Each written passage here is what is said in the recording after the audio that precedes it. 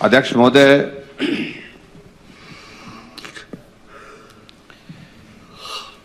जो वर्तमान में जो प्रदेश की जो आर्थिक परिस्थिति है उस पर चर्चा करने के लिए हमने नियम 67 के अंतर्गत भी प्रस्ताव दिया था और इसलिए दिया था कि पूरा प्रदेश और पूरा देश जानना चाहता था हिमाचल प्रदेश में जो वित्तीय संकट का ये शोर पड़ा है इसकी वस्तुस्थिति क्या है।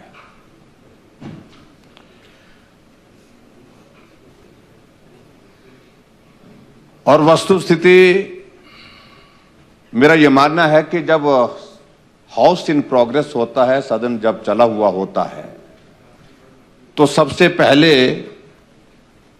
ये जानकारी प्रदेश के इस सदन को होनी चाहिए, सम्मानीय सदन को होनी चाहिए थी। इसमें विलंब हुआ है।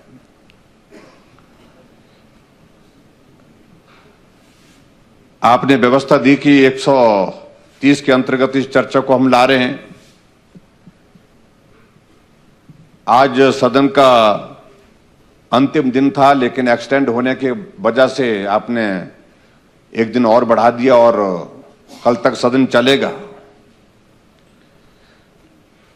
लेकिन यह हकीकत है, जब हम सम्मानीय सदन में इस विषय को लेकर के चर्चा के लिए यहां पर बैठे हैं, जब हम इस पर चर्चा कर रहे हैं, इससे पहले पूरा देश हिमाचल प्रदेश की वित्तीय स्थिति पर चर्चा कर चुका है। जब हमारे कर्मचारियों को 1 तारीख को जो सैलरी मिलती थी, 1 तारीख को सैलरी नहीं मिल पाई। पेंशनर्स को 1 तारीख को पेंशन मिलती थी, वो पेंशन नहीं मिल पाई।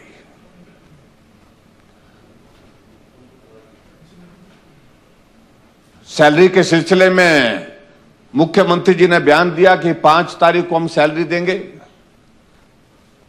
और पेंशन के बारे में आपने सदन को अवगत कराया कि 10 तारीख को हम जो है वो पेंशन देंगे। और अध्यक्ष महोदय, बड़ी स्थिति बड़ी साफ है और हिमाचल के इतिहास में इस प्रकार की स्थिति वित्तीय दृष्टि से ये पहली बार हम देख रहे हैं, जब समय पर कर्मचारियों को सैलरी नहीं मिली, जब समय पर पेंशनर्स को पेंशन नहीं मिल पाई।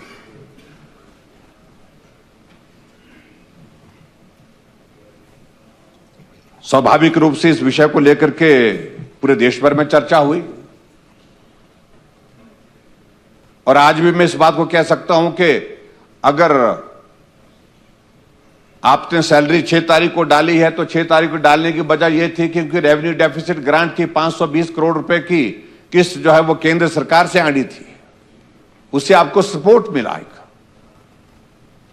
और उसके बाद आपने पेंशनर्स के लिए अगर बात कही है कि पेंशन 10 तारीख को मिलेगी, तो इसलिए वो 10 तारीख को मिलेगी क्योंकि जो हमारा सेंट्रल टैक्सेस का जो शेयर है, स्टेट का शेयर जो है वो 10 तारीख को मिलेगा और उससे आप फिर पेंशन देने की स्थिति में हो पाएंगे। लगभग वो 750 करोड़ के लगभग जो शेयर बनता है।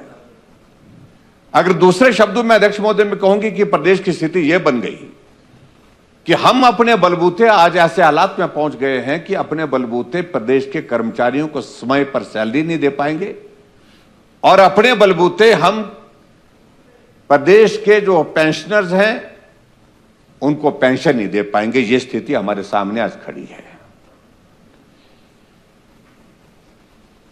माननीय मुख्यमंत्री जी इस विषय को लेकर के बार बार हर जगह जहां भी मंच मिला, जहां भी अवसर मिला, एक ही बात कहते हैं कि इसके लिए हम दोषी नहीं है।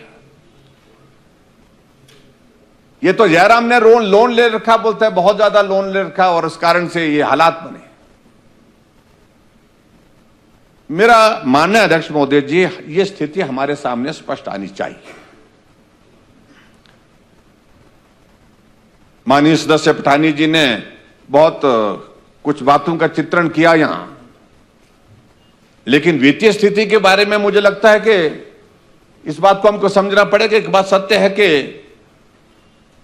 हमारे बजट का लगभग 40% शेयर जो है वो कर्मचारियों की सैलरी और पेंशन पर जाता है, क्योंकि हिमाचल पूरे देश भर में ऐसा राज्य है जहां पॉपुलेशन प्रपोर्शन में सबसे ज्यादा संख्या अगर कर्मचारियों की है, पेंशनर्स की है, तो हिमाचल उसमें पहले स्थान पर है।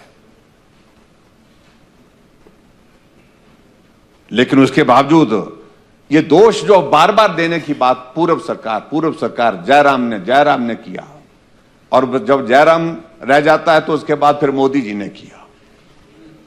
ये दोष देने का मुझे लगता है कि इससे समाधान नहीं है, समस्या का समाधान नहीं है। ऐसे मैं अध्यक्ष महोदय आपके माध्यम से यह भी मैं कहना चाह रहा हूं, जब हिमाचल प्रदेश में 27 दिसंबर 2017 को भारतीय जनता पार्टी की सरकार बनी थी, तो क्या उस वक्त लोन नहीं था प्रदेश पर? क्या पूर्व की सरकार हमको नो ड्यूज सर्टिफिकेट दे करके गई थी क्या, कि कोई पैसा लेना देना नहीं है? अध्यक्ष महोदय, 48,000 करोड़ से ज्यादा का ऋण पूर्व की सरकार हमारे ऊपर छोड़ गई है। इसमें इस बात को भी हमको स्वीकार करना पड़ेगा। और सही मायने में अगर हम इस बात को अगर थोड़ा और पीछे जाकर के देखेंगे, मैंने कोशिश की, मैंने नहीं बोला, मैंने इसको कभी मुद्दा नहीं बनाया, ना सार्वजनिक सभा का, ना मीडिया का, कि पिछली सरकार की वजह से। अगर सही मायने में हिमाचल प्रदेश आर्थिक रूप से पटरी से उतरा है तो ये 93 to 98 की जो गवर्नमेंट रही है उस वक्त ये हालात बने थे। हालांकि प्रदेश में कोई आर्थिक संकट नहीं था उस वक्त, लेकिन क्या आवश्यकता पड़ी उस वक्त जो है बिजली बोर्ड के अगेंस्ट जो है बिजली बोर्ड के माध्यम से आपने लोन ले लिया, फॉरेस्ट कॉर्पोरेशन के माध्यम से आपने लोन ले लिया, और ये क्रम उसके बाद शुरू हुआ, उसके बाद थमने का नाम नहीं ले पा रहा है। जरूरत के मुताबिक जितना लोन लेने की उस वक्त आवश्यकता थी उससे ज्यादा लोन ले लिया, और उसके बाद अध्यक्ष महोदय ये दौर आगे बढ़ते बढ़ते यहां तक पहुंचा है।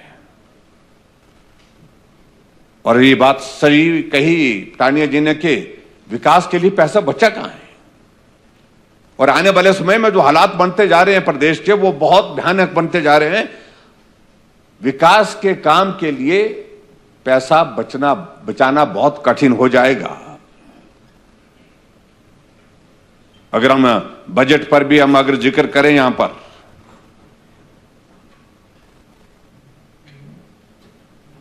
जो मुख्य बजट जो हमारा 2022 का था वो 51,365 था,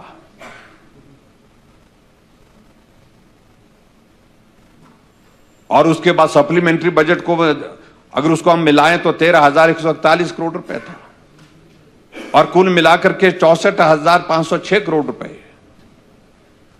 लेकिन जब सरकार आपकी बनी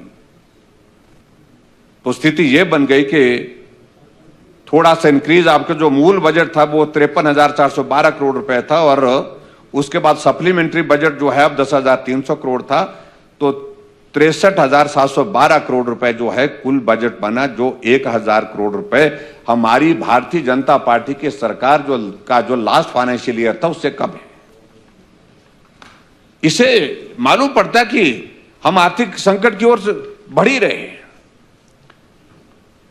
अगर हम डेवलपमेंट की अगर बात करते हैं कि हमारे पास पैसा डेवलपमेंट के लिए पहले कितना था और आज के दौर में कितना था, जब हमारी सरकार हिमाचल प्रदेश में आई तो हमारा जो पहला बजट था 2018-19 का जो बजट था, उसमें जो है डेवलपमेंट के लिए हमारे पास जो है वो, चाहे उसमें अगर मैं वेतन का जिक्र करूं तो 27.18 वेतन का था, 14.22 जो है हमारा जो पेंशन का था, और ब्याज की अदायगी का जो है 10.28 था, और उसके बाद ऋण की अदायगी के लिए 8.76 था, और कुल मिलाकर के विकास के कार्य के लिए 39.56 था। एक साइजेबल अमाउंट था हमारे पास डेवलपमेंट के लिए उस वक्त। और 2019-20 में भी ये इतना ही था। लेकिन आपके शुरू के इसमें देखिए 2024-25 में आपका जो डेवलपमेंट का जो बजट रह गया वो रह गया सिर्फ 28%। अब तो 28% से भी कम हो गया। और धीरे धीरे अध्यक्ष महोदय, ये बहुत बड़ी चिंता का विषय बना है कि विकास कार्य आने वाले समय में करेंगे कैसे। जो हमारे इंफ्रास्ट्रक्चर है उसकी मेंटेनेंस के लिए पैसा नहीं, सड़कों के लिए मेंटेनेंस के पैसा नहीं होगा, सड़कों के बाद हमारे स्कूल के भवनों के लिए, हॉस्पिटल के इंफ्रास्ट्रक्चर के लिए, दूसरी चीजों के लिए पैसे की बहुत बड़ी कमी होने वाली है। और अध्यक्ष महोदय, मैं ये भी कहना चाहता हूं, जो आप कहते हैं ना कि आपने बड़ा भारी लोन लिया, आपकी जानकारी के लिए हम ये भी बताना चाह रहे हैं अध्यक्ष महोदय कि हमने 5 सालों में जो लोन लिया, जो 40,672 करोड़ लिया था, और उसमें से 38,276 करोड़ रुपए हमने वापस किया, चुकाया, जिसमें जो किस्तें थी वो भी वापस की और जो ब्याज था उसकी भी जो अदायगी की, और डिफरेंस जो है 2,396 करोड़ का। और जबकि अध्यक्ष महोदय, पिछले साल से आपकी सरकार बनी है और सरकार बनने के बाद ये हालात हिमाचल प्रदेश में जो है इस प्रकार के बन गए हैं कि बजट आप जो ऋण आप ले रहे हैं, आप जो है जो किस्तों को जो किस्तें अदा करनी है, उन किस्तों को अदा करने की स्थिति में नहीं हो पा रहे। बहुत कम पैसा अभी आपने जो है किस्तों के रूप में जो है वो वापस किया है। अध्यक्ष महोदय, ये भी मैं कहना चाहूंगा, आपने तो उस तरह का संकट झेला नहीं जिस तरह का संकट हमारी सरकार के दौरान 2 साल रहा। अध्यक्ष महोदय, अगर मैं कहूं, अगर ये ब्याज की, अगर ये जो अदायगी जो हमने जो वापस करी, सही मायने में अगर हमारी सरकार के दौरान अगर जो लोन जो हमने लिया, वो लोन जो है वो बहुत कम बनता है और लिमिट से हमने बहुत कम लोन लिया है। हम तो आपको 6,000 करोड़ रुपए का लोन की लिमिट छोड़ करके गए थे जब हमने सरकार छोड़ी, आप मुख्यमंत्री बने। अगर सही मायने में अगर 5 सालों में अगर हमारा लोन के बनते तो 19,600 करोड़ बनती है, जो नेट लोन जिसको हम बोल सकते हैं, जो नेट लोनिंग की बात कर सकते हैं, और किस्तें और ये अदा करने के बाद।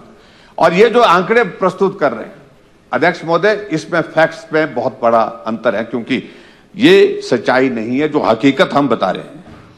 2012 से 17 तक कांग्रेस की सरकार रही हिमाचल प्रदेश में, तो लोन में जो इंक्रीज हुई जो है 5 साल में, उस वक्त कांग्रेस की गवर्नमेंट 66% हुई है। और जबकि 2017 से 2022 तक भारतीय जनता पार्टी की सरकार रही, तो लोन की लिमिट में जो इंक्रीज जो है वो मात्र 66% नहीं, हमारे टाइम में सिर्फ 48% है, 48% है। ये भी मैं आपको बताना चाहता हूं। आगे बढ़कर के अध्यक्ष महोदय, मैं ये भी कहना चाहता हूं, इसी माननीय सदन में हाल ही में प्रश्न लगा था और वो प्रश्न का उत्तर दिया है, लेकिन प्रश्न का उत्तर जो है अफसर लोग बनाते हैं, वो चालाकी करते हैं, आंकड़ों को घुमाते हैं, छुपाते हैं, और यही सोच करके भी नेताओं को पता नहीं लगता। ये एक सोच है वहां पर जो विद्यमान आज की तारीख में भी है। तो प्रश्न था लगा हुआ, 818 नंबर प्रश्न था लगा हुआ ये, और इसी 30 तारीख को लगा था, 30 अगस्त को लगा था, और उसमें आपने इस प्रश्न का उत्तर दिया है, और उस प्रश्न के उत्तर में आपने जो टोटल लोन जो आपने अभी तक लिखा है, इसमें 21,366 करोड़ का जवाब दिया है। और जबकि अध्यक्ष महोदय, हकीकत यह है कि 2810 करोड़ रुपए आपने जो है कर्मचारियों के जो है जो उनका जो इसके अगेंस्ट जो क्या बोलते हैं उसको भविष्य निधि के जो है वो उसके अगेंस्ट भी आपने लोन जो है वो 2810 करोड़ रुपए, उसका आपने जिक्र नहीं किया है, उसका अलग से जिक्र किया हुआ है। और इनको सबको अगर मिलाएं अध्यक्ष महोदय, तो आपने 24,176 करोड़ रुपए ले लिया। और उसके बाद आपने अदायगी कितनी करी अभी तक, ये तो हैरानी की बात है। इससे ज्यादा तो हमने कोविड के दौरान भी इससे बहुत ज्यादा पैसा 5,864 करोड़ रुपए की जो है वो अपने जो लाइबिलिटीज ऋण की थी जो वापस की है आपने, वो 5,864 करोड़ रुपए की है। आंकड़े घुमाए जा रहे हैं और आंकड़े छुपाए जा रहे हैं अध्यक्ष महोदय, ये हकीकत है। और इसलिए मैं इन बातों को मैं जिक्र कर रहा हूं, कुछ बातें बड़ी स्पष्ट होनी चाहिए। वो बातें स्पष्ट नहीं हो पा रही है। अध्यक्ष महोदय, आज की हकीकत यह है कि हिमाचल प्रदेश 90,000 करोड़ रुपए के ऋण के नीचे है और माननीय मुख्यमंत्री जी, सुख की सरकार, व्यवस्था परिवर्तन, आपके नेतृत्व में बहुत जल्दी दिसंबर के महीने से पहले ये प्रदेश उस दिशा में बढ़ता जा रहा है जब 1 लाख करोड़ का ऋण का जो आंकड़ा जो है आप पार करने जाएंगे। आपको 1 लाख करोड़ पार करने का श्रेय जाएगा। ये कीर्तिमान आपके नाम जा रहा है और इसमें आप रोक नहीं पाएंगे। इस हालात के मुताबिक आपको ये करना ही पड़ेगा। और अध्यक्ष महोदय, मैं ये भी कहना चाहता हूं, जब हिमाचल प्रदेश में हमारी सरकार सत्ता से बाहर हो गई, कांग्रेस की सरकार सत्ता में आई, तो हम तो 600 करोड़ रुपए की जो लिमिट छोड़ गए थे, जिसको हम ले सकते थे अपने सरकार के अपने वक्त में ले सकते थे, लेकिन नहीं लिया हमने। और इन्होंने सरकार बनी, ना इधर देखा ना उधर देखा, ना दाएं देखा ना बाएं देखा, तुरंत जो है वो फटाफट वो 600 करोड़ की जो है 3 महीने के अंदर 6,000 करोड़ रुपए की जो है वो तुरंत जो है वो लेकर के जो है उसको भी एग्जॉस्ट कर दिया। और ऐसी परिस्थिति में अध्यक्ष महोदय, प्रदेश जिस दिशा में जाता जा रहा है, हमारे लिए वो चिंता का विषय बना हुआ है। और उस सारी चिंता के बारे में आपने भी जिक्र किया, लेकिन आप हकीकत क्यों नहीं बता रहे? कभी आपका बयान आता है मुख्यमंत्री जी का कि प्रदेश में आर्थिक संकट है, इसलिए हमने हिमाचल प्रदेश में 1,000 संस्थान, चले हुए संस्थान, खुले हुए संस्थान, लोगों के कहने पर दिए हुए संस्थान बंद कर दिए। हमें लगा कि भाई शायद इससे थोड़ी अच्छी स्थिति बन जाएगी, लेकिन स्थिति कहां बनी? विकास रोक करके आप हिमाचल प्रदेश को पटरी पर लाने की कोशिश कर रहे हैं। और उस विकास को आप ये नहीं कह सकता कि ये बेवजह का खर्चा है। लोगों के लिए लोकप्रिय सरकार की हमेशा प्राथमिकता रहती है कि हम विकास के लिए काम करें, हम लोगों के कहने के मुताबिक करें, लोगों के भले के लिए काम करें, और इसलिए उनकी सुविधाओं के लिए जो संस्थान भी खोलने की जरूरत जहां पड़ती है वहां पर उन संस्थानों को भी खोलें। अब उसके बाद दूसरा पार्ट अध्यक्ष महोदय उसमें आता है। वो पार्ट ये है कि हमेशा मुख्यमंत्री जी कहते हैं कि एक तो जयराम दोषी है, दूसरे नरेंद्र मोदी जी दोषी है कि केंद्र हमारा हिमाचल प्रदेश का शेयर नहीं दे रहा है। आपको केंद्र से चाहिए क्या? क्या चाहिए आपको? क्या प्यार आपको बहुत मिल रहा है? अध्यक्ष महोदय, इस बात को समझने की आवश्यकता ये दो, जब खुद व्यक्ति दोषी होता है तो वो ज्यादा जोर से बोलता है कि मैं दोषी नहीं हूं, दोषी वो है। हिम्मत होनी चाहिए, हौसला होना चाहिए कि कमी है, संकट है, और इस संकट का सामना करने के लिए जिम्मेवारी हमने कभी नहीं कहा, हमने कहा इस संकट को क्या समाधान करने की जिम्मेवारी प्रदेश सरकार की है। और प्रदेश सरकार, आप याद करिए जरा, हिमाचल प्रदेश में मुख्यमंत्री बना था और मुख्यमंत्री बनने के 3 महीने बाद जल संकट आ गया हिमाचल प्रदेश में, शिमला शहर में। क्या मैं उसके लिए दोषी था क्या?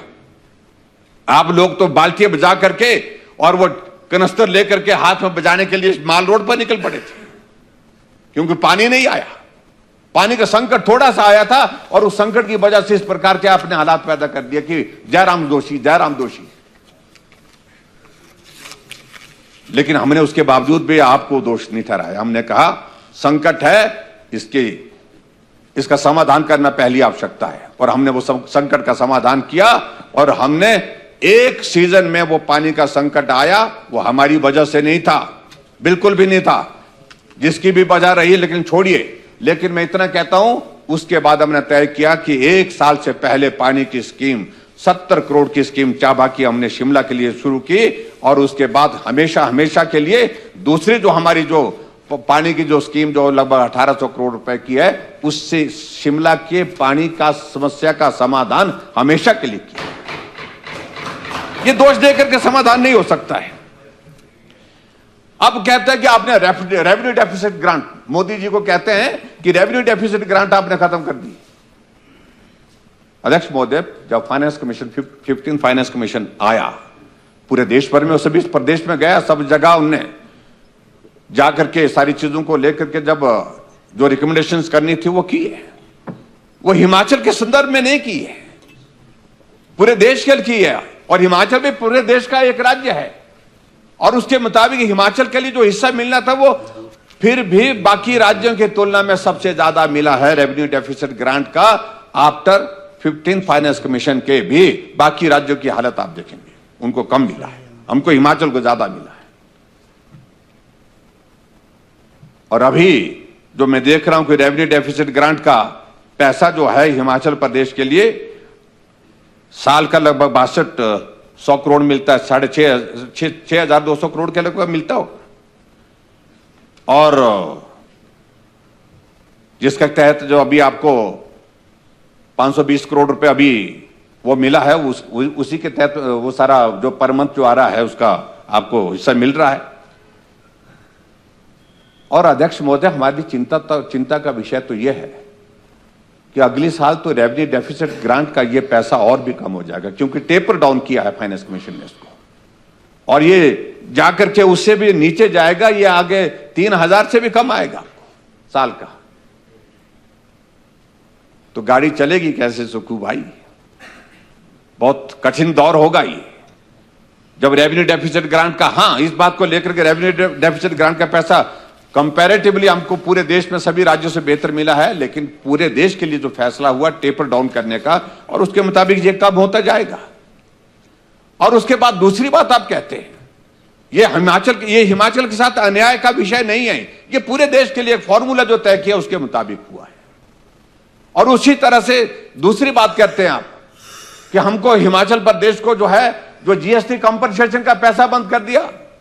थोड़ा अध्ययन करना चाहिए। जीएसटी जब शुरू हुआ था, जीएसटी काउंसिल की बैठक में, जिसमें हिमाचल प्रदेश का भी प्रतिनिधित्व करने के लिए वहां पर प्रतिनिधि थे, तो उसमें फैसला लिया गया कि जीएसटी लागू होने के बाद जीएसटी कंपनसेशन का पैसा जो है सिर्फ 5 साल के लिए दिया जाएगा।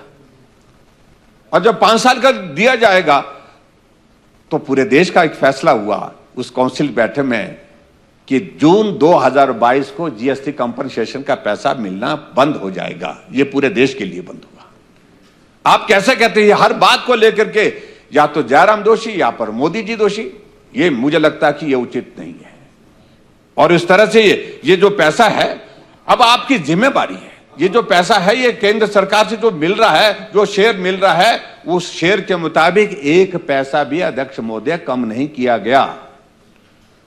और अध्यक्ष महोदय, मैं तो समझता हूं कि वर्तमान मुख्यमंत्री जी को धन्यवाद करना चाहिए, जो हिमाचल प्रदेश ने पर्टिकुलरली, जिसका मैं जिक्र करना चाहूंगा, जो हमारी जो 50 साल के लिए बिना ब्याज की जो ग्रांट होती है स्पेशल असिस्टेंस की,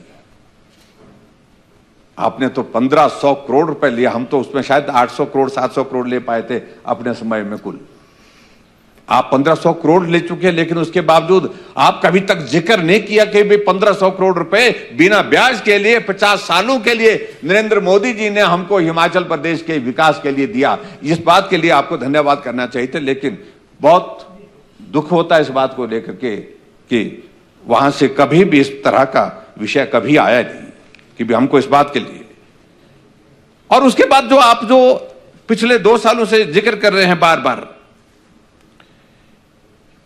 और हमने पे स्केल भी जो है वो लागू किया, और जो पे स्केल जो है वो पंजाब पे स्केल हमारे लिए बहुत बड़ा संकट आ जाता उस वक्त, लेकिन उसके बावजूद भी लागू किया।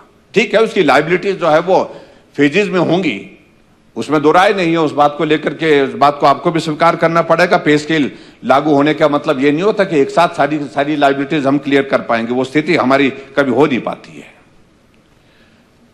तो मैं बड़ा स्पष्ट कह रहा हूं, केंद्र आपको मदद कर रहा है, उसके बावजूद भी ये कह रहे हैं कि ये सारा संकट हिमाचल प्रदेश का, पेंशनर्स को पेंशन नहीं मिली इसलिए नहीं मिली क्योंकि मोदी जी ने रोक रखी है। जयराम दिल्ली जाता है बोलते वो पैसा रोकता है, और जयराम दिल्ली जाता तो बोलता है, उनको मिलकर के आते हैं तो कहते कि हिमाचल की मदद मत करिए। अध्यक्ष महोदय, मुझे लगता है कि इन सारी चीजों को लेकर के वस्तु स्थिति यह है कि जयराम ठाकुर चाहे सत्ता में रहा चाहे विपक्ष में रहा, हिमाचल मेरी शीर्ष प्राथमिकता है और हिमाचल के हितों के लिए जो भी करना होगा, चाहे सत्ता पक्ष में चाहे विपक्ष में, उसमें कभी भी कमी नहीं छोड़ेंगे।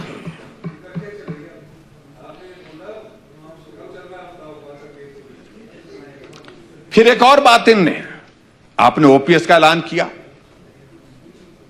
आपकी जानकारी में बहुत सारी चीजें उस वक्त थी कि हालात इस तरह के है या नहीं, शायद मुझे लगता है जानकारी नहीं थी। आपकी सरकार ने, आपकी पार्टी ने फैसला किया ओपीएस लागू करने के लिए। मंशा हमारी भी थी, लेकिन हम प्रदेश के अंदर की स्थिति की, आर्थिक स्थिति के बारे में अच्छी तरह से वाकिफ थे और इसलिए हमने कहा था कि रुकिए, हम इसका रास्ता निकालेंगे। लेकिन उससे पहले इन्होंने घोषणा कर दी, गारंटी नंबर 1 ओपीएस लागू करेंगे, पहली कैबिनेट की पहली बैठक में लागू करेंगे। हम उसका विरोध थोड़ी कर रहे हैं, ना तब किया विरोध, ना आज कर रहे हैं। और इस बात को लेकर, क्योंकि आपने सत्ता को हासिल करने के लिए सिर्फ वो की थी चीजें। ये 10 गारंटी आपने दी थी, ये पूरा करने के लिए नहीं, ये सिर्फ सत्ता को हासिल करने के लिए दी थी। और जिन बातों की, जिन गारंटियों की वजह से आपको सत्ता हासिल हो रही है, आप एक एक से अब मुकरते जा रहे हैं, एक एक को मुकरते जा रहे हैं अध्यक्ष महोदय। और मुख्यमंत्री जी बार बार कहते हैं कि हमारा 9,000 करोड़ रुपए केंद्र में पड़ा हो, दिल्ली में। कहां से पड़ा हुआ मुझे बताइए। अगर वो दिल्ली ऐसा पड़ा है तो उसको पड़ा हुआ है तो उसको लाने के लिए सब चलते हैं, हम सब ले आएंगे, उसको उठा करके लाएंगे। पड़ा हुआ कहां पड़ा हुआ, किस बात का? और प्रदेश सरकार का अध्यक्ष महोदय कौन सा पैसा? वो सरकार का पैसा नहीं है, वो कर्मचारियों का पैसा है। और जो कर्मचारियों का पैसा है वो आपका पैसा नहीं हो सकता है। वो उनके जो है, पीएफआरडीए ने बड़ा स्पष्ट कर दिया इस बात को लेकर के, और स्पष्ट इस बात को किया कि जो पैसा जो हमारे एनपीएस के तहत जो कटा हुआ है, वो हमारी कमिटमेंट है। हमने अपनी टर्म्स एंड कंडीशन के साथ उसकी इन्वेस्टमेंट की है। उसको सरकार ना वापस ले सकती है, ना उसमें कोई इस तरह का क्लॉज है, ना कोई प्रावधान है। सरकार को देने का पैसा वो है भी नहीं, लेकिन वो पैसा कर्मचारियों को जिसकी रिटायरमेंट होती रहेगी, जो क्लेम करेंगे, उनका हिस्सा जितना बनता है वो पैसा उनको दिया जाएगा। आप कैसे कह सकते हैं कि वो पैसा हमारा है? वो हमारी सरकार का पैसा है। आप कब से मालिक बन गए? कर्मचारियों का पैसा है और कर्मचारियों को मिलेगा। वो मना कौन कर रहा है उस बात के लिए? और इस बात को लेकर के मैं यही कहना चाहूंगा कि जो जिस तरह से एक पिक्चर प्रस्तुत कर रहे हैं कि हम दोषी नहीं, जिम्मेवारी को समझना सीखिए मर्द की तरह। हमने 5 साल तक सत्ता चलाई, हमने कभी नहीं रोना रोया कि ऋण है। हमने कहा है तो है, लेकिन ये प्रदेश हमारी जिम्मेवारी है। प्रदेश के लोगों ने हम पर भरोसा किया है, हमें काम दिया, हमें जिम्मेवारी दी है, हमें मुख्यमंत्री बनाया है, सरकार हमारी बनाई है। इसलिए हम प्रदेश के विकास के रास्ते में कोई भी बाधा आएगी, पैसे की वजह से बाधा नहीं आने देंगे। हमने विकास भी किया और हिमाचल प्रदेश में कर्मचारियों को समय पर सैलरी दी, कर्मचारियों को समय पर पेंशन दी, जो पेंशनर थे उनको पेंशन दी। आप तो डीए की किस्तें देने में भी असमर्थ हो गए, ये स्थिति आपकी बन गई। और डीए की किस्तें आप देने के लिए जो है, फिर भी उसके बावजूद जो भी कर्मचारी मिलते हैं, और कुछ आपके जो कर्मचारी जो आपको नेता टाइप बना रखे हैं, नेता, और उनको हकीकत मालूम नहीं है, और जिस कारण से वो गीत गाते रहते हैं कि ये पैसा जो है वो हमारा दिल्ली से आना है, दिल्ली रखा हुआ है। उनको मैं बड़ा स्पष्ट कहना चाहता हूं कि वो पैसा आपका है, दो राय नहीं। उस पैसे को निश्चित रूप से आपको ही मिलना है, लेकिन वो पैसा तब मिलेगा जो नियम और इसके मुताबिक जो जिस तरह से व्यवस्था है उसके मुताबिक मिलेगा। ये प्रदेश सरकार का जो क्लेम जो है वो इस प्रकार से हो नहीं सकता है। अध्यक्ष महोदय, हम 5 साल सरकार में रहे, लेकिन हमने कर्मचारियों के लिए 65 वर्ष, 70 वर्ष और 75 वर्ष की आयु के पेंशनर को 5, 10 और 15 का जो वित्तीय लाभ देना था, उसके 200 करोड़ रुपए हमने दिया, लेकिन उसके बावजूद कर्मचारियों की उस मांग को पूरा किया। और जनवरी 2016 में जो पंजाब वेतनमान जो लागू हुआ, उसको भी हमने जो है कर्मचारी और पेंशनर को दिया। 50-50 हजार की हमने किस्त भी हमने जारी की, लेकिन उसकी लायबिलिटीज है, निश्चित रूप से है, वो आगे आपकी सरकार की जिम्मेवारी है। और मैं ये भी कहना चाहता हूं कि भारतीय जनता पार्टी की सरकार ने कर्मचारियों को जो कर्मचारी और पेंशनर को जो डीए था समय समय पर हम देते रहे, कम करते रहे, उस सारी चीज को लेकर जितना भी लोड था उनकी मुताबिक उसको कम करते रहे, लेकिन उसके बावजूद देते रहे। ये भी हमारी सरकार ने किया है। हमारी सरकार ने जो कर्मचारी और पेंशनर का जो रिम्बर्समेंट का, जो मेडिकल रिम्बर्समेंट का जो पैसा होता था, वो पैसा भी हमने समय पर दिया। आपके समय में अभी एक पैसा उन लोगों को नहीं मिला। हमारी सरकार ने जेसीसी का भी गठन करके जो है कर्मचारियों की समस्याओं का समाधान करने के दिशा से कदम उठाए, लेकिन आपने अभी तक कुछ किया नहीं। 12% से ज्यादा जो है आपका जो डीए का जो एरियर के भुगतान जो है अभी तक जो है पेंडिंग है। आपने 10,000 से ज्यादा कर्मचारी जो है वो निकाल दिए, और इस तरह से जो आउटसोर्स पे लगे थे, आउटसोर्स कर्मचारियों, आप बोलते हैं कि हम समय पर सैलरी देते हैं। यहां पर आप अपने डिप्टी चीफ मिनिस्टर महोदय जी ने एचआरटीसी का जिक्र किया था। हमने कहा कि एचआरटीसी का बीच में एक दौर आया था, लेकिन संभालने की कोशिश की है। लेकिन अध्यक्ष महोदय, आज की तारीख में यह भी परिस्थिति है कि हिमाचल प्रदेश में जो हमारे आउटसोर्स में लगे हुए हमारे कर्मचारी हैं, उनके जो है अभी तक भी 6-6 महीने से उनकी सैलरी नहीं मिल पा रही है। इस बात का भी मुख्यमंत्री जी संज्ञान लिया, इसको स्वीकार करना पड़ेगा। हमारी प्रदेश की स्थिति जो आर्थिक दृष्टि से जो है वो संकट में है। फिर उसके बाद अध्यक्ष महोदय आगे बढ़कर के बात आती है प्री बजट कंसल्टेशन की जो एक मीटिंग होती है, उस मीटिंग में आपका जाना नहीं हुआ, आप गए नहीं उसमें, जबकि उसमें जाना था। शायद मेकल में इंडस्ट्री मिनिस्टर को भेजा था, किसी को भेजा था शायद मेकल में। उसमें नीति आयोग की बैठक का आप बहिष्कार करते हैं। एक संवैधानिक, जब हम फेडरल स्ट्रक्चर में रहते हैं तो हमको इस बात को लेकर के भी मान करके चलना चाहिए। यह केंद्र सरकार भी हमारी सरकार है, यानी कि देश की सरकार है। उस सिस्टम में हमको स्वीकार करके चलना पड़ेगा कि हमको जो इस प्रकार के महत्वपूर्ण बैठकें होती, उन बैठकों में मुख्यमंत्री का, हम यानी कि प्रदेश का प्रतिनिधित्व भी वहां पर नहीं हो, आपकी बात का मतलब प्रदेश का हित रखने वाला कोई आदमी नहीं वहां पर पहुंचे, तो मुझे लगता है कि बहुत बड़ा जो है एक बहुत बड़ी कमी है। कमी क्या, बहुत बड़ा गलत काम हुआ है जो वर्तमान सरकार के दौरान हुआ है। आपने कभी फाइनेंस मिनिस्टर के साथ, मुझे नहीं लगता आज तक मुलाकात की होगी, बात की होगी हिमाचल प्रदेश के इसके संदर्भ में। अभी तक आपने बात नहीं की।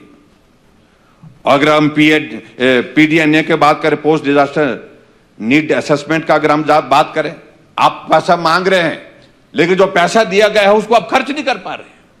142 करोड़ रुपए आप जो है वो खर्च नहीं कर पाए, और उसका परिणाम क्या होगा, उसका फर्क ये पड़ेगा, उसका असर ये होगा कि अगली बार की जो आपके जो इंस्टॉलमेंट जो इसकी आएगी, उस पे उसका फर्क पड़ता है, उसमें कमी होगी। क्योंकि केंद्र बोलेगा जो पैसा आपको दिया था आपने उसको खर्च नहीं किया, लोगों के घर बह गए, लोगों की जिंदगी चले गए, उसके बावजूद भी जो पैसा उनके लिए आपने केंद्र सरकार से लिया था, यानी कि केंद्र सरकार ने जो पैसा दिया था उनकी मदद करने के लिए, उनका घर बनाने के लिए, उनका बाग बगीचा बह गया उसमें मदद करने के लिए, किसी की जिंदगी चले गई उनके लिए मदद करने के लिए दिया था, उसके बावजूद आपकी सरकार ने वो पैसा ही खर्च नहीं किया।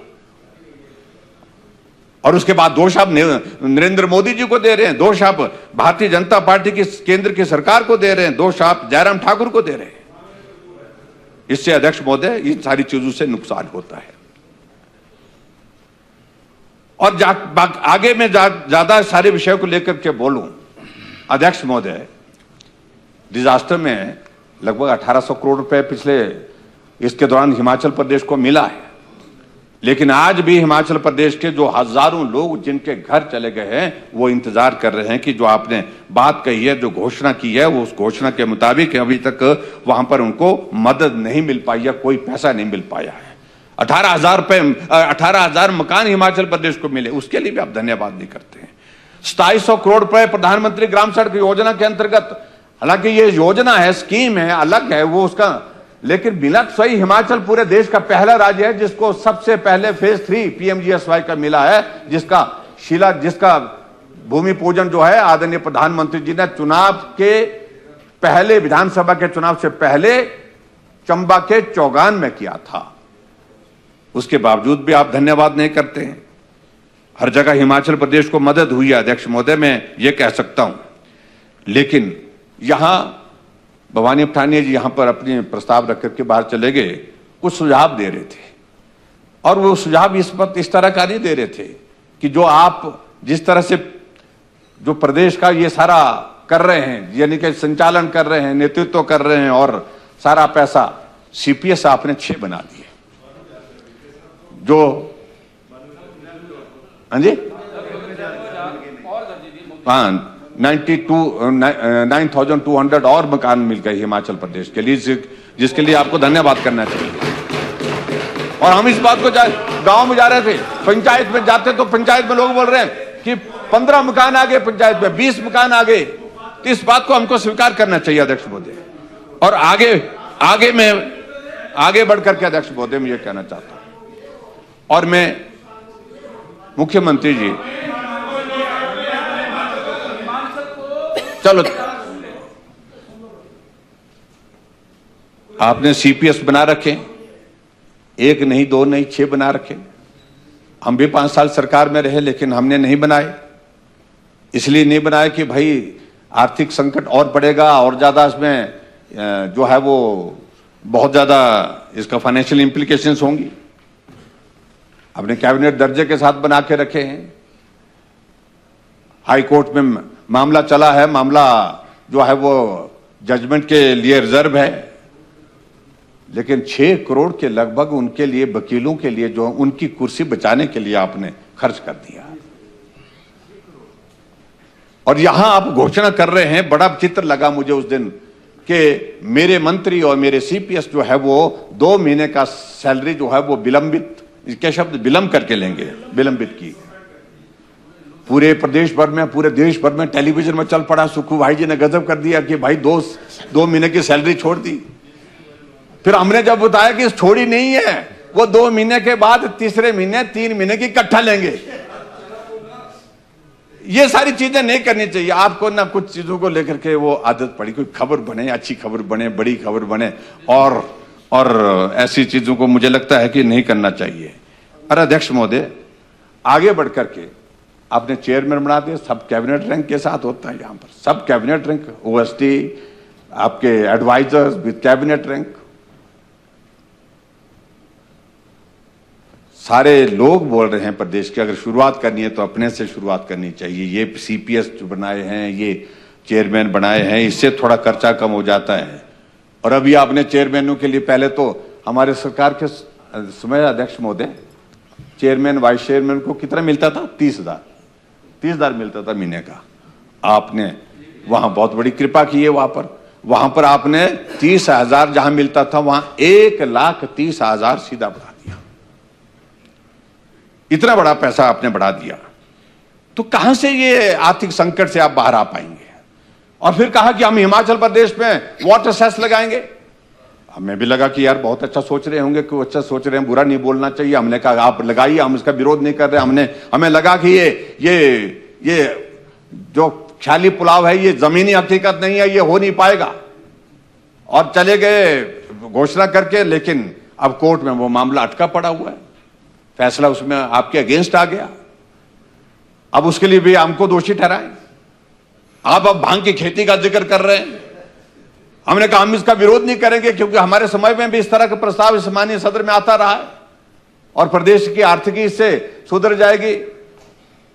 लेकिन दूसरी तरफ लोग बोल रहे हैं कि आप हिमाचल प्रदेश को सबको भांग पिलाना चाह रहे हैं क्या? आपने कहा कि कंट्रोल्ड एटमॉस्फेयर में हम भांग की खेती से प्रदेश की आर्थिकी को मजबूत करना चाह रहे हैं। हमने कहा इससे भी होता तो वो भी कर लीजिए भाई। लेकिन चिंता का विषय बना अध्यक्ष महोदय हमारे लिए कि आखिरकार इस सारी चीज से जो ड्रग्स का प्रचलन पूरे प्रदेश भर में, पूरे देश दुनिया में चला है, हिमाचल भी अछूता नहीं है, उसमें क्या हम इस सारी चीज को रोक पाएंगे? यह भी एक चिंता का विषय बना हुआ है। इसलिए इन बातों पर भी विचार करने की आवश्यकता है। सीमेंट का रेट आपके जो है, हमारे विपक्ष के नेता यहीं से बोलते थे जहां मैं आज हूं खड़ा, और कहा कि पीली वक्त है, हिमाचल में सीमेंट की फैक्ट्री लगी है, इंडस्ट्री हिमाचल में लगी है। हिमाचल में सीमेंट जो है वो महंगा, पंजाब में सस्ता, हरियाणा में सस्ता। आज तो आपकी सरकार है भाईजान, ये सरकार क्या कर रही है? जितना हमारा 5 साल में सीमेंट की कीमत नहीं बढ़ी, उतनी 1 साल में बढ़ गई। 100 रुपए प्रति बैग से ज्यादा सीमेंट की कीमत बढ़ गई। 40 रुपए की इंक्रीज 1 महीने के अंदर हो गई। और इस सारी चीज का इससे क्या हो रहा है? इसमें किसको दोषी? देखिए अब ये देखिए, आप जब सरकार में नहीं थे तब बोलते थे कि जयराम दोषी है, और अब जो है वो जो इंडस्ट्री जिनके नाम है उनको दोषी ठहरा रहे हैं।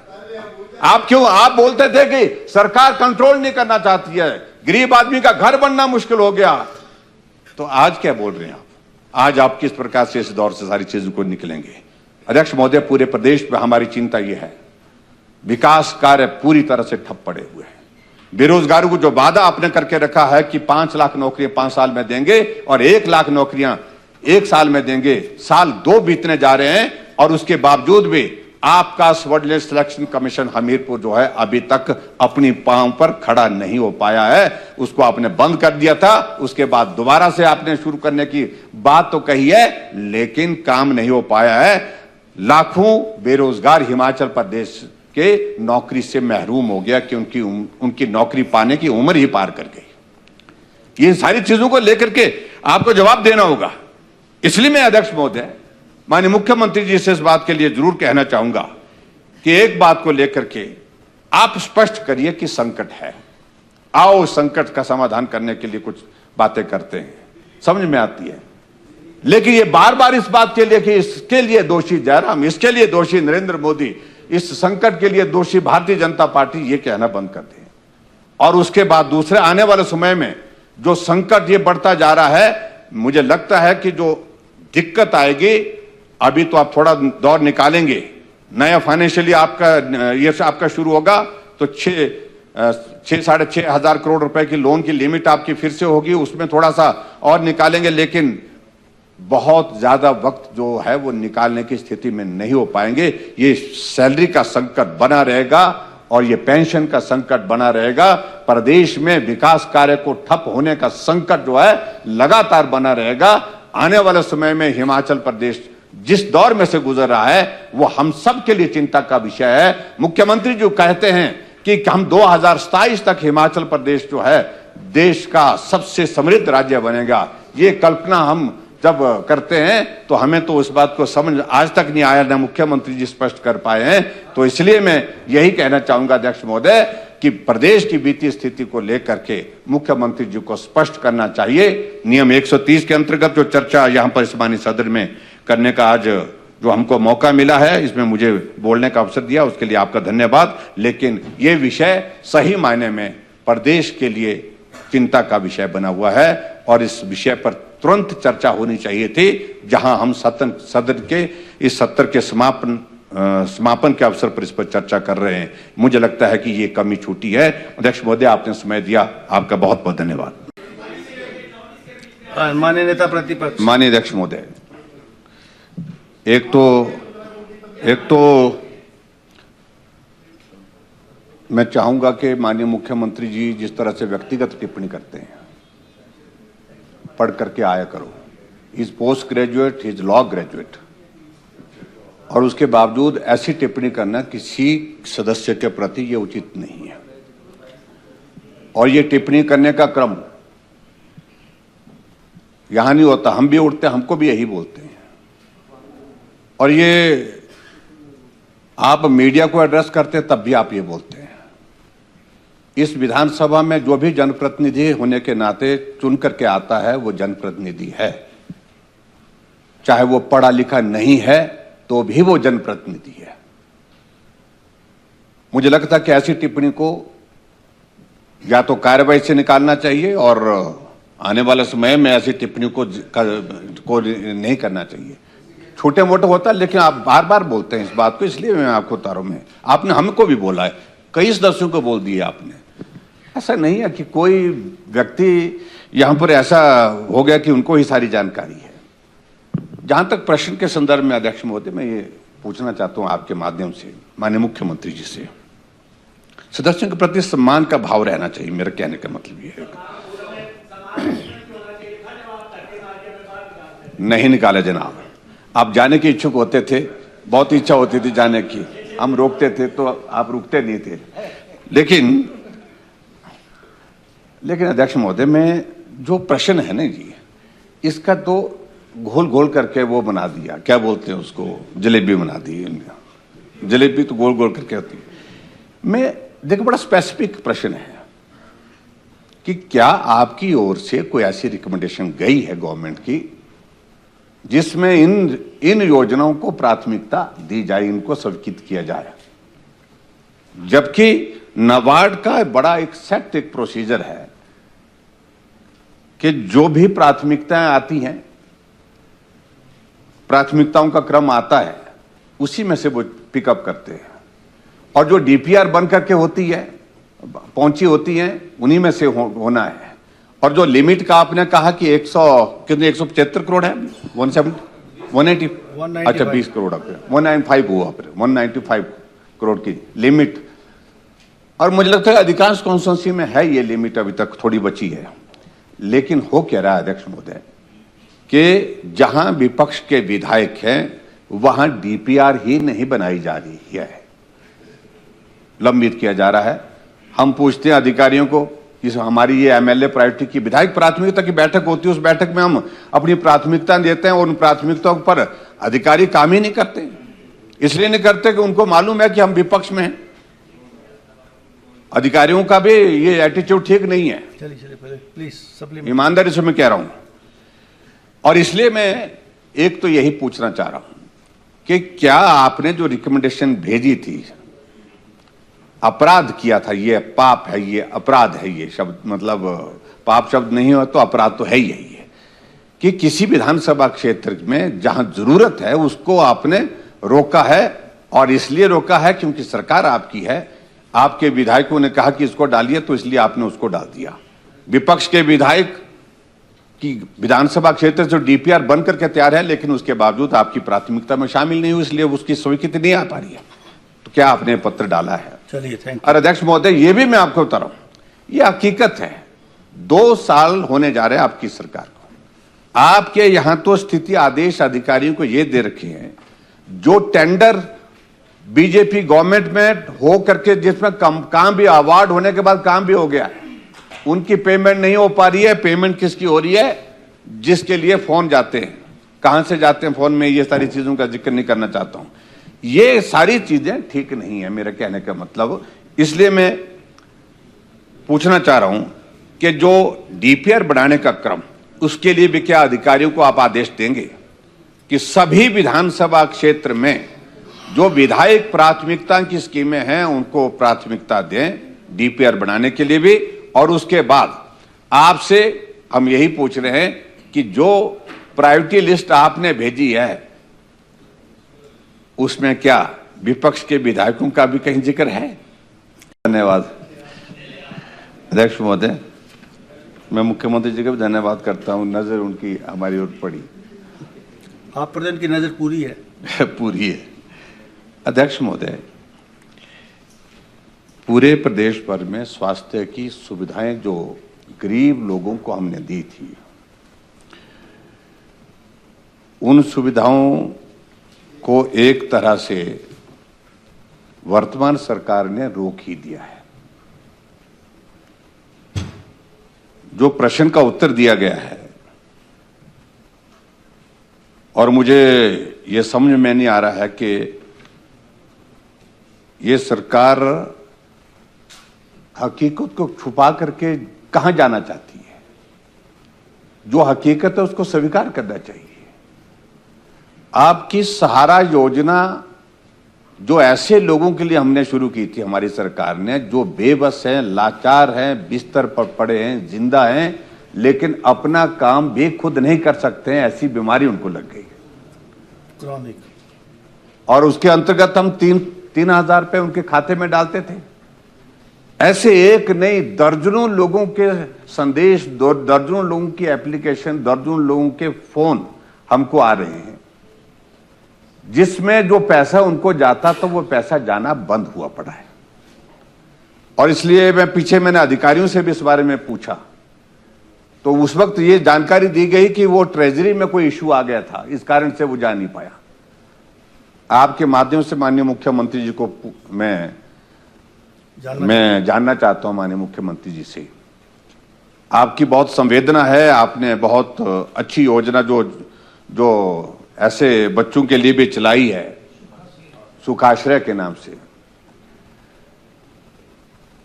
उसकी भावना अच्छी है। चाहे नाम आपने इस तरह का रखा है जिस पर कई तरह की बातें करते हैं लोग, लेकिन छोड़िए, लेकिन आपकी भावना अच्छी है।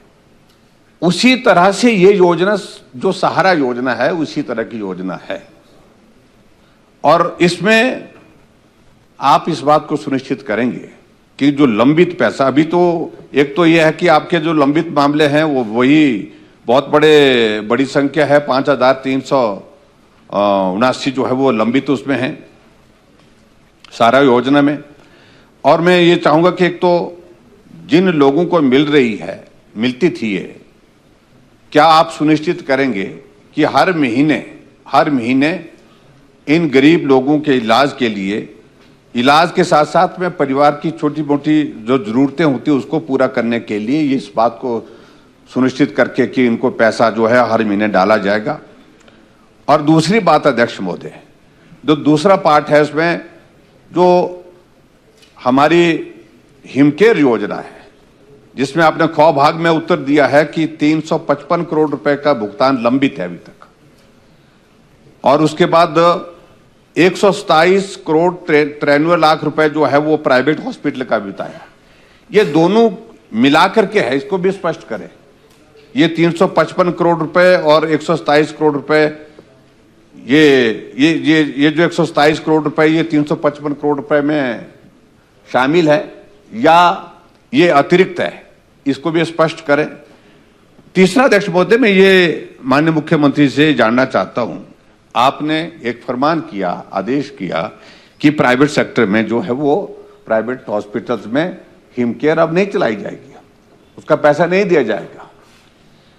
हमने इस बात की जानकारी लेने की कोशिश की, कोई अनियमितता पाई गई क्या?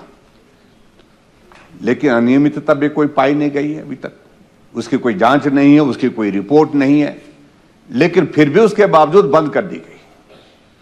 तो क्या आप इस बात को सुनिश्चित करेंगे कि जो प्राइवेट हॉस्पिटल में, जब हॉस्पिटल में मरीज जाता है, गरीब आदमी जाता है, उसको अल्ट्रासाउंड की डेट एक महीने के बाद मिलती है, वर्कलोड है वहां पर, डॉक्टर का कसूर नहीं उसमें।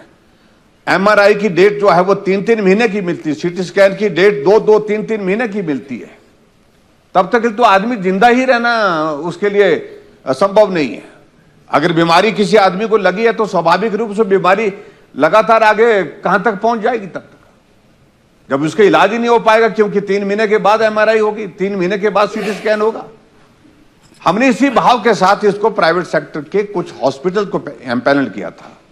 तो क्या आप इस बात को सुनिश्चित करेंगे कि जो प्राइवेट हॉस्पिटल्स में भी जो हमने हिमकेयर की एक व्यवस्था दी थी, वो इसलिए की थी कि स्वास्थ्य से ऊपर, यानी कि आदमी की जिंदगी से महत्वपूर्ण किसी आदमी के लिए कोई चीज नहीं है, तो आप सुनिश्चित करेंगे कि उनको भी जो है वो जो प्राइवेट हॉस्पिटल, आप उस पर इन्वेस्टिगेशन करिए, अगर आपको लगता है गलत किया है किसी ने, कार्रवाई करिए उनके लिए। चलिए आ गया। लेकिन उसके बावजूद आप क्या सुनिश्चित करेंगे कि भी जो प्राइवेट सेक्टर में कुछ एम्पैनलमेंट जिन हॉस्पिटल को की थी वो लोगों की सुविधा की दृष्टि से की थी, और उस सुविधा को आप क्या जारी रखेंगे?